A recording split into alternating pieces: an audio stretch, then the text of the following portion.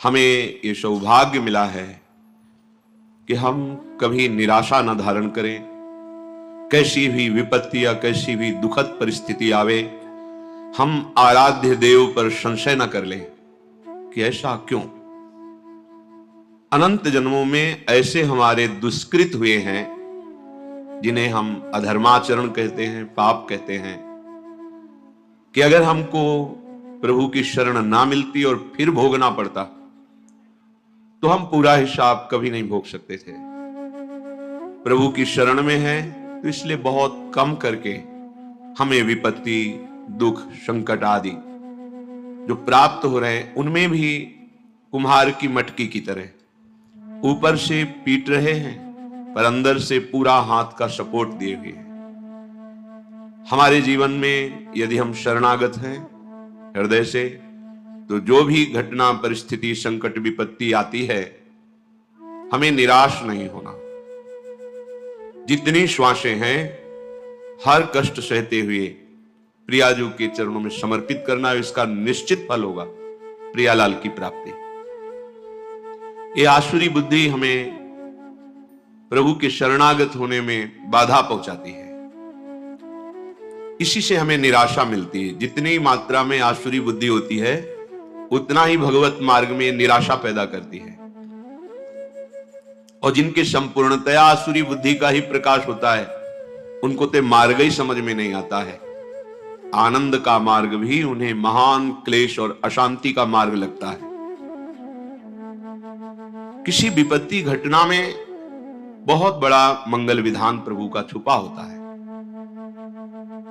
बड़े बड़े भक्तों के जीवन चरित्रों को जब पढ़ा गया, सुना गया और समझने की चेष्टा उनके चरण कृपा प्रसाद से की गई तो यही समझ में आया है कि उद्देश्य की प्राप्ति के लिए अब दुख सुख की परवाह नहीं करनी। जो भी दुख या सुखद परिस्थिति आती है वो शरीर के ऊपर आती है, आत्मा में तो कभी इसका प्रवाह, प्रवेश, कोई भी स्फुरना बिल्कुल नहीं है। ना दुख का प्रवाह है, ना विपत्ति, संकट, अस्त्र शस्त्र, मार पीट, इनका प्रवेश ही नहीं है। वही हमारा स्वरूप है। ना जानने के कारण शरीराभिमान से युक्त होकर बहुत सी गलतियां हो गई। उन्हीं गलतियों का फल इस शरीर को भोगना पड़ता है। वही हमारे कर्म किसी की बुद्धि में बैठ करके हमें दंड देते हैं। यदि हमारा कर्म ऐसा नहीं है तो त्रिभुवन में सब ईश्वर से संचलित है। किसी की ताकत नहीं है कि कोई कुछ कर सके। कई बार सत्संग में सुनाया है कि एक बाल्यावस्था से भगवान शालिग्राम की आराधना करते हुए विरक्त मार्ग के पथिक बने और हर समय भजन परायण और भ्रमण करते थे। एक दिन वो गंगा किनारे शौच आदि क्रियाएं करके स्नान करने को जा ही रहे थे कि 90 लोगों ने भाला, लाठी, तलवार लिए हुए मारो मारो ऐसा कह के घेर लिया। तो संत थे, उन्होंने हाथ जोड़ा और कहा आप सब मार तो डालेंगे ही, यदि कृपा करें और हमें इतना समय दे दें कि हम स्नान करके अपने शालिग्राम भगवान को स्नान करा के चरणामृत ले लें, फिर आप आराम से मार देना। भगवान की इच्छा से वो रुक गए, स्नान किया, शालिग्राम भगवान का सांगोपांग स्नान आदि करा के पूजन किया, चरणामृत लिया और हृदय से प्रार्थना की, प्रभु इस जन्म में हमने तो कोई ऐसी गलती नहीं की जिसका ऐसा दंड मिले कि 90 लोग प्रहार करके मारेंगे। क्या इन 90 लोगों के मारने का रहस्य क्या है? सच्चे हृदय से प्रार्थना की तो भगवान उनके हृदय में स्फुरणा की और जैसे अपने को टीवी में दृश्य दिखाई देता है ऐसे दृश्य उनके सामने चलने लगा। उन्होंने 90 पुरुषों की हत्या की थी पूर्व जन्म में। तो भगवान ने कहा इनको 90 बार जन्म लेना होता और तुम्हें 90 बार मरना होता, पर मेरे भजन का प्रभाव है कि एक साथ ही 90 तुम पर प्रहार करेंगे। तुम मेरे ध्यान में निमग्न हो जाओ, शरीर छोड़कर अब तुम मेरे परम धाम को आओगे। भगवान ने हटाया नहीं, ये कृपा करी कि उसे 90 बार जन्म ना मरना नहीं पड़ा। एक बार में ही 90 लोगों ने प्रहार किया और शरीर तो नाशवान ही है, एक ना एक दिन सबका छूटना है। शरीर छूटा और भगवत धाम को गए। अब अगर बाहरी चेष्टा देख ली जाए तो बड़ी भयावनी लग रही है कि भगवान का भक्त और 90 लोगों का मिलकर प्रहार करना, भगवान बचा नहीं सकते थे क्या? भगवान ने बचा लिया। बार बार जन्म मरण के चक्र से बचा। शरीर तो एक बार छूटता ही है सबका। बड़े महान सत्यवादी भगवत भजन करने वाले प्रताप राय जी की बहन उनके समीप आई कि आपके बहनोई की दशा बिगड़ चुकी है, बहुत औषधियां दिलाई पर वो मरणासन स्थिति में है। मुझे विश्वास है कि अगर आप कह दोगे तो फिर हमारे पति का जीवन बच जाएगा, नहीं तो बिल्कुल मरणासन, आप चलिए। तो उनका बहन, हमारा जीवन भगवान को अर्पित है, हम भगवान से प्रार्थना किसी के बचाने की या सुख की या दुख निवृत्ति की ये सब नहीं करते। आज तक हमने कभी कोई कामना ही नहीं की अपने प्रभु से। पर जब बहन ने बहुत हठ किया तो गए, उनके बहनोई का सर गोद में रखा अपने, वो बहन के पति का, और माथा सहलाते हुए एकाग्र हुए भगवान से प्रार्थना की कि हे प्रभु करुणा करो, इनके कर्म संस्कारों को भस्म करके इनको जीवन दान दो। इतने एकाग्र थे कि उसी समय जो उनके पति थे वो बेहोशी अवस्था में थे। तो देखा कि भगवत पार्षद आए और उनसे कहने लगे कि अब तो हम तुम्हें नहीं प्रभु के पास ले जा पाएंगे, क्योंकि इतने महान भक्त ने संकल्प कर लिया है। तो वो रोकर भगवत पार्षदों से प्रार्थना करने लगे कि इतने जन्मों से मैं साधन भजन करके यही मांग रहा था कि अपने प्रभु से मिलूं, और आज मेरे मिलने का समय आया है। तो प्रताप राय भक्त होते हुए ऐसा कैसे कर सकते हैं कि भगवत मिलन में वो बाधा डाल दे। भगवत पार्षदों ने कहा भगवान अपने लाडले भक्त की इच्छा की पूर्ति निश्चित करते हैं, उनका नहीं नहीं ऐसा प्रताप राय नहीं कर सकते। और ये बात उनकी पत्नी ने भी और प्रताप राय ने भी ध्यान में देखा। तत्काल सुधी आई बाहर, उनका नहीं नहीं प्रभु बिल्कुल नहीं, इनकी बिल्कुल रक्षा नहीं करनी, बिल्कुल नहीं। भगवान से मिलन का अवसर आया है, अब बिल्कुल स्वस्थ करने की जरूरत नहीं। अब आप, ये बात बहन ने भी देखी, उन्होंने कहा हाँ बिल्कुल नहीं, अभी तक हम अज्ञान की धरा में चाह रही थी कि इनका शरीर स्वस्थ हो और ये मेरे पति हैं, मैं सुखपूर्वक जीवन व्यतीत करूं। और आज मुझे पता चला कि भगवान का विधान बहुत जन्मों के बाद आज मिलन का हुआ है, तो हम अपने सुख के लिए इस भगवत मिलन में बाधा नहीं डालेंगे। अगर भगवान ना बताते तो कैसे कोई रहस्य समझ पाता। ऐसे ही अपने लोग हैं, अपने लोगों के ऊपर भगवत कृपा है। अब जो भी विधान हो रहा है भगवत कृपा से युक्त हो रहा है। काहू सु कहां जहां प्रभु नाही, कोई ऐसा स्थान नहीं जहां प्रभु ना हो। तो उनके होते हुए हमारे को जो शारीरिक दंड, जो वाचिक दंड, मानसिक दंड मिल रहा है, वो मुझे पवित्र करने के लिए मिल रहा है। अगर उस दंड विधान में शरीर भी छूट जाता है तो राधा राधा हमें श्री जी की प्राप्ति होगी। शरीर तो छूटना ही है, आज या कल छूटना ही है। निराशा या भक्ति मार्ग में उत्साहहीनता ये बिल्कुल ठीक नहीं। कोई संशय प्रवृत्ति आ जाना कि अगर भगवान का भजन करते भगवान होते, तो ऐसा नहीं, बिल्कुल नहीं। बहुत कृपालु भगवान है, उनका जितना विधान है वो बड़ा कृपामय होता है। अपने को केवल प्रभु के चरणों में समर्पित करना, शेष बात वो देखेंगे। ऐसा कभी ना सोचे कि भजन करने का फल है कि शरीर निरोग रहे, विपत्ति ना आवे, संकट ना आवे, ऐसा नहीं है। जो हमारे शरीर की रचना जिस कर्म से हुई है उसको वैसा ही भोगना पड़ेगा। भोगने की सामर्थ्य और उससे बेपरवाह होना, ये भजन का फल है।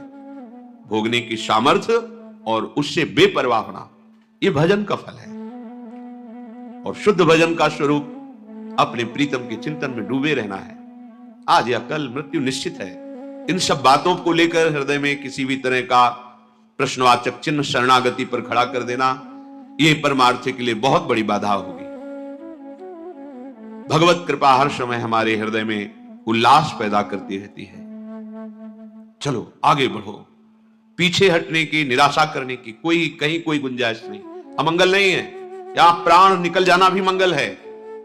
ये तो निकलेंगे ही, आज नहीं तो कल निकलेंगे। दुर्दशा तो होगी इस शरीर की, आज नहीं तो कल होगी।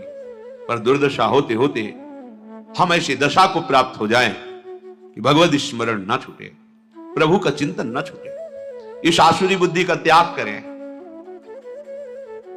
इदमद्य मया लब्धमिमं प्राप्से मनोरथम, इदमस्ति इदमपि मे भविष्यति पुनर्धनम, असौ मया हतः शत्रुर् हनिष्ये चापरानपि, ईश्वरोहमहं भोगी सिद्धोहम बलवान मुखी आढ्यो भी जनवान अस्मि कोन्योस्ति सदृशो मया यक्षये दास्यामि मोदिष्य इत्य ज्ञान विमोहिताः। जो अज्ञान से युक्त हैं, जिनका ज्ञान ढका गया है, वो ऐसा सोचा करते हैं आज ये हमने लाभ प्राप्त कर लिया, कल मैं ऐसा भी लाभ प्राप्त करूंगा, ये कमाया वो कमाऊंगा, इतना धन एकत्रित हो गया, इतना और कर लूंगा और परम सुखी हो जाऊंगा। मैं एक शत्रु को परास्त कर दिया, अब उनको भी परास्त करूंगा, मैं शत्रु रहित हो जाऊंगा। मैं ईश्वर हूं, मैं स्वामी हूं, मेरे पास इतना धन है, इतना जन है, मैं इस तरह की जो आसुरी प्रवृत्ति है वो कभी भजन में नहीं लगने देती। धन का आश्रय, जन का आश्रय, विद्याभिमान, शरीराभिमान, मान सम्मान की प्रियता, सब आसुरी बुद्धि है। शरीर न्यौछावर कर दिया आप श्री जी के प्रति, अब जैसा चाहे वैसा करें। बड़े बड़े महापुरुषों के जीवन में बड़ी बड़ी विषम परिस्थितियां आती हैं, उपासक को घबराने की जरूरत नहीं। पूज्य श्री सनातन गोस्वामी जी निरंतर भजन में डूबे हुए महापुरुष, जब पुरी में महाप्रभु के समीप थे तो पूरे शरीर में ऐसे खुजली हुई घाव हो गए, उनसे मवाद बनने लगा। और महाप्रभु जब देखते सनातन जी को तो हृदय से लगाते, उनके शरीर में वो लग जाता, बहुत क्लेश होता, उनका इससे अच्छा शरीर छोड़ दे। कई बार महाप्रभु से प्रार्थना की, प्रभु इस अधम के शरीर को मत छो। प्रभु ने कहा, सनातन जब तुम्हें हृदय से लगाते हैं तो श्री कृष्ण प्रेम बढ़ता है, इसलिए मैं तो हृदय से लगाऊंगा। और सनातन जी को ये आंतरिक कष्ट होता कि महाप्रभु के निर्मल विग्रह में हमारे शरीर का ये अब शरीर को ही नष्ट कर देते हैं। रथ यात्रा में जगन्नाथ भगवान की जो होती है, विचार किया वहां अपने शरीर को श्री ठाकुर जी के रथ के नीचे दबाकर पूर्ण कर देते हैं। महाप्रभु को उनकी मानसिक भाव का पता चला। महाप्रभु ने कहा, सनातन अभी शरीर तुम्हारा है, इस शरीर के रखने या छोड़ने का भी अधिकार तुमको है? उनका प्रभु ये तो आपको समर्पित, फिर आप ऐसा कैसे सोच सकते हैं? जब आपका अधिकार ही नहीं है, आप शरणागत है, आपने तन मन प्राण समर्पित कर दिए हैं, फिर आपको ऐसा सोचने का अधिकार नहीं। प्रभु बहुत दुख होता है जब आप आलिंगन करते हैं और आपके ऐसे दिव्य कंचन वर्ण शरीर में वो हमारे घावों का हमें बर्दाश्त नहीं होता। दौड़कर महाप्रभु ने हृदय से लगाया, तत्काल दिव्य शरीर वो सब खत्म। बड़े बड़े महापुरुषों को शारीरिक व्याधियां, सामाजिक विपत्तियां ये सब आती है। इसका तारतम्य भजन से नहीं जोड़ना चाहिए कि अगर हम श्री जी के हैं तो ऐसा क्यों हो गया, श्री जी के हैं तो क्या वो ठीक नहीं कर सकती, ये सब नहीं। हमारा उद्देश्य भगवत प्रेम प्राप्ति है, हमें अपने उद्देश्य पर दृष्टि रखना है। भगवत प्रेम का स्वरूप है प्रतिपल सहज निरंतर अपने आराध्य देव का चिंतन होना, और कोई आकांक्षा न रह जाए किसी भी लोक लोकांतर के भोग की, किसी सुख की कोई आकांक्षा ना रह जाए, नहीं रह जाएगी। बड़े बड़े सिद्ध महापुरुषों को यही अपने वृंदावन ब्रज क्षेत्र में महामहिम श्री पंडित बाबाजी महाराज, पंडित रामकृष्ण जी महाराज, ऐसे महापुरुष जो बाल्यावस्था में ही भगवान के साथ कंचा गोली खेलते थे, गोविंद देव जी के साथ। एक भंडारा किया तो संतों के पास अर्थ आ जाता है तो संत सेवा में लगता है, ठाकुर सेवा में लगता है। संत सेवा हुई, शाम के कुछ ऐसे जन पधारे जो स्वभाव में आसुरी प्रवृत्ति रखते थे। कहा, बाबा खीर पुआ बटा हमको भी खवाओ। भैया तो मध्याह्न में राजभोग लगा, बट गया, आप तो है नहीं। लाठी से प्रहार किया, खोपड़ी फूट गई, रक्त स्राव होने लगा, और वो कुटिया में गए तो उन्हें कुछ मिला नहीं, तो वही अपने गमछे से फिर पट्टी बांधी। इतने बड़े महापुरुष जो बाल्यावस्था से भगवत साक्षात्कार किए सिद्ध महापुरुष, इसका कोई महत्व नहीं है। किसी ने पीट दिया, किसी ने गाली दे दिया, कोई विपत्ति आ गई, कोई रोग आ गया तो बोले इनका भजन लघु है, इनके भजन में ताकत नहीं है क्या? नहीं, जिसने मारा था वो भस्म हो जाना। अभी साधुता समझते क्या हो? ये नहीं, मार्ग को समझिए, नहीं तो माया का कार्य है संशय और अविश्वास पैदा कर देना। संशय और अविश्वास ये जीवन का सबसे बड़ा संकट है, जो अनंत जन्मों के लिए बीज बो दिया भगवत विमुख होने का। इसलिए कभी संशय नहीं, कभी अविश्वास नहीं, जैसी भी परिस्थिति बढ़ते चलो आगे, आगे बढ़ना है। अमंगल शब्द है ही नहीं, विश्वास कर लीजिए। कितने हम आपको चरित्र बताएं महापुरुषों के, जिनकी निरंतर भगवदाकार स्थिति है, ब्रह्माकार स्थिति, हमने उनके दर्शन किए। बरगदिया बाबा नाम के गांव में क्या होता है कि जैसे जो प्रधान वृत्ति होती है उसी में संत का नाम रख दिया जाता है। तो बरगद के वृक्ष के नीचे रहते थे गंगा किनारे, तो उनको बरगदिया बाबा कहते थे। जैसे एक संत भगवान आजीवन केवल सतुआ ही पाए, तो सतुआ बाबा उनको कह दिए। एक संत भगवान थे कि जो भी आवे कितना बड़ा करवा रखते थे, पंजीरी देते, उन पंजीरी बाबा कह दिए। संत लोग, संत जनों के नाम गांव के लोग अलग रख देते, गुरुजन नाम रखते हो अलग होता है, संतों बरगदिया बाबा उन्हें कहते थे। उनके पैर में जरा सा ऐसे खत हुआ, फिर सड़न शुरू हुई, पूरा पैर मवाद से। कोई भी जाता बाबा दवा, ऐसा नहीं, कीड़े पड़ गए, ए बाबा कीड़े पड़ गए हैं इनके। नहीं, उनका भी प्रारब्ध, खाने दो उनको। चेहरा प्रसन्न, हर समय ब्रह्माकार वृत्ति, शरीर से निष्प्रिय। ब्रह्माकार वृत्ति अर्थात साक्षात ब्रह्म रूप, और शरीर पैर में कीड़े पड़े हुए। इसका तारतम्य भजन से नहीं जोड़ा जाता। यहां संत कॉलोनी में रहते थे पूज्य स्वामी श्री महेशानंद गिरी जी महाराज, काफी समय पहले ही पधार गए। बहुत ही ज्ञानी, समस्त शास्त्रों के, और बहुत ही गंभीर और छुपे हुए महापुरुष। मलिन चद्दर, लाल रंग का, ऐसे अवधूत। जब जाते बात करते तो ऐसा लगता है जैसे अमृत पिला रहे हो, शास्त्रों की गूढ़ बातें, साधना की गूढ़ बातें।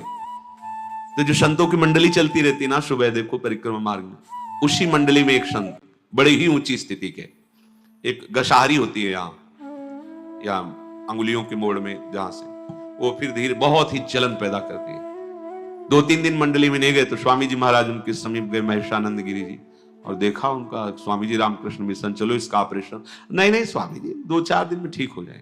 धीरे धीरे वो बढ़ी, फिर हाथ में 10 दिन बाद गए तो यहां तक हाथ ऐसे पीला मवाद से भरा। उनका स्वामी जी अब तो आपको चलना पड़ेगा, अब आपकी बात नहीं सुनेंगे, आपको चलना पड़ेगा। हाँ ठीक है, तो कल तक का समय दे दो, कल हम चलेंगे। हाँ स्वामी, कल तो हम गाड़ी लेके आएंगे, रामकृष्ण मिशन आपको ले। कल जब गए तो आसन में से बैठे, निष्प्राण हो चुके थे, शरीर चला गया। महापुरुषों जो भगवत चरणारविंद में इतने तल्लीन है, वो चाहे तो नई सृष्टि कर सकते हैं। वो अपने अंगों की पीड़ा को नहीं मिटाया, क्योंकि जानते नाशवान शरीर, इसको भोग लेते हैं और प्रिया प्रीतम के समीप चलते हैं। ये संशय वृत्ति हृदय में बिल्कुल नहीं होनी चाहिए कि यदि भजन का फल सुख है तो इनको बुखार क्यों आ गया, भजन का फल सुख है तो इनका अंग भंग कैसे हो गया, भजन का फल भगवान रक्षा करते तो इनको गाली किसने दे दी, इनको पीठ किसने दिया। हमें सावधान रहना है, हमारी निष्ठा में परिवर्तन ना आने पावे, और चाहे जैसी परिस्थिति हो वो हमारे प्रभु से पास होके आ रही, पक्का समझ लीजिए। हमारे द्वारा कितने भयंकर पाप हुए तुम क्या जानो। मेरे कृपालु प्रभु आज कृपा करके उनको बहुत कम में भुगता करके अपने मार्ग में ले चल रहे, उनकी कृपा का पता नहीं। हम लोग अज्ञानी केवल वर्तमान को देख, हमने तो भजन किया, कभी कोई गलती की, गलतियों का खजाना जमा है तुम्हारा, आज उनकी कृपा से तुम भजन कर रहे हो। तो ये शरीर जब बना था तो उसका प्रारब्ध निश्चित हो गया था, इस अवस्था में इस दंड को तुम्हें भोगना है, तो दंड दे रहे हैं और उसके साथ दुलार कर रहे हैं, और हमारा अविनाशी मार्ग पुष्ट हो रहा है। कितनी बड़ी कृपा है। तो हम हर समय कृपा का अवलोकन करें, कभी किंचन मात्र भी प्रभु पे संशय न करें, उनके विधान में प्रश्नवाचक चिन्ह न लगा दें। ऐसा क्यों किया प्रभु, प्रभु क्या ऐसा नहीं कर सकते थे। निश्चित मानिए कोई भी शरणागत के ऊपर जो विधान हो रहा है वो प्रभु का बहुत सोचा समझा विधान है। यदि वो शरणागत है अंदर से, हम बाहर की बात नहीं करते, बहुत संशोधन करके पास किया हुआ विधान है, और उसका फल भगवत प्राप्ति है। इसलिए कभी किसी भी तरह की संशयात्मा वृत्ति हृदय में नहीं होनी चाहिए। पूर्ण विश्वास के साथ ये प्राणों की बाजी लगाकर इस मार्ग में चला जाता है। नारायण अति कठिन है हरि मिलन की बाट, या में पग पीछे धरे प्रथम शीश दे काट। शीश काट का मतलब अब मेरा अस्तित्व नहीं रहा, अब हरि जाने।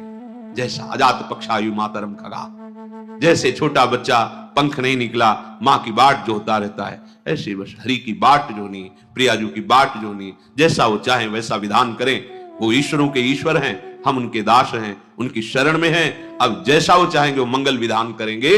हमें निरंतर भजन में, अगर हम बेहोश हैं तो हमारी गति नहीं, हम सुसुप्ति में हैं तो हमारी मति नहीं, यदि हमें चेतना है तो हमारी गति मति सिर्फ राधा ही राधा। चाहे अंग अंग काट दिया जाए तो भी राधा ही राधा। हमारी पूर्णता इसी में है। हमको इसको लेकर के नहीं बैठ जाना कि हमारे चोट लग गई, अब भजन नहीं होगा, हमें को ये हो गया, अब कैसे हम विश्वास करें। नहीं, मायाकृत शरीर पंचभूत रचित, ये अपने अपने तत्वों में लीन होगा। पानी पानी में, मिट्टी मिट्टी में, आग आग में, वायु वायु में, आकाश आकाश तत्व में। ये हमारा स्वरूप नहीं है, ये हमारे भजन का फल नहीं है, ये हमारे कर्मों के अनुसार मिला है। अब भजन का फल मिलेगा हमारा सहचरी वपु, जिसमें न काल का प्रवेश है, न माया का प्रवेश है, और सदैव प्यारी जू के समीप। हम उसमें घाटा नहीं कर सकते। इस शरीर को नष्ट होना ही है। अगर ये नष्ट होते होते हमें प्रियाजू का सहचरी वपु प्राप्त हो रहा है तो इतना बड़ा लाभ है कि करोड़ों प्राण देने पर भी ये सौदा नहीं होता। प्राण दिए यह प्रेम न पाई, प्रेम वपु जो मिल रहा है। इसलिए इस शरीर की जो हो रही गति होने दो, राधा राधा राधा, आगे बढ़ो। ऐसा शरीर मिलेगा जो चिदानंद वपु, प्यारी जू के समीप। अगर इसी पे आसक्त होकर इसी की घटना, इसी की परिस्थिति, विपत्ति में फंसे रहे तो प्रिया प्रीतम का चिंतन नहीं होगा। फिर तो ये छूटेगा तो ऐसा ही दूसरा फिर पांचभौतिक मिलेगा, कोई भी जीव जंतु का शरीर मिलेगा। इसलिए बहुत विवेक की आवश्यकता है। माया अपनी आंधी तूफान चला करके आपको सत मार्ग से डिगाने की चेष्टा करेगी। वो ऐसा अनुभव कराएगी कि भगवान है ही नहीं, उसका काम है। जैसे भक्ति अनुभव कराती है सर्वत्र भगवान है, ऐसे माया अनुभव कराती कहीं कोई भगवान नहीं है। ये उसका जादू है, ये उसका जादू। आपको लगेगा अगर कहां भगवान है, पुकारा आए क्या, नहीं आए ना, नहीं है, ये अनुभव माया कराएगी। हमें परास्त नहीं होना। आप आओ ना आओ, हमने आपसे प्रेम किया है, अपना जीवन दिया है। अब आप जैसा चाहो व्यवहार करो हमारे साथ, क्योंकि हमारा कुछ है ही नहीं, वो आपका है। आगे बढ़ो, बिल्कुल कहीं किंचन मात्र भी पीछे की तरफ कदम ना हो जाए। सत्संग का यही फल है। हम जहां हैं इतनी दृढ़ता पूर्वक पैर रखें कि पीछे नहीं, बढ़ेंगे तो आगे बढ़ेंगे, नहीं तो खड़े खड़े पुकारते रहेंगे। आपको आना पड़ेगा। हमारे कदम बढ़ेंगे तो आगे बढ़ेंगे, अब पीछे नहीं।